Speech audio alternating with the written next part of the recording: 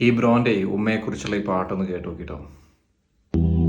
ആരൊരാൾ പാടുന്ന താരാട്ട് കേട്ടാലും മിഴികൾ നിറയുന്നതെന്തേ,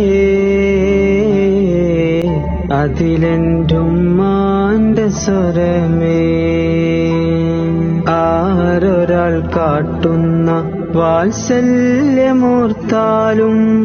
മനസ്സിൽ പതിയുന്നതെന്തേ,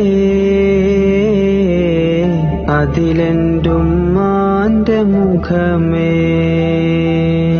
ആരിരോ ആരാരിരോ ഉമ്മാന്റെ പൂമോനുറങ്ങാരിരോ, ഇതുപോലുറക്കുന്നൊരുമ്മ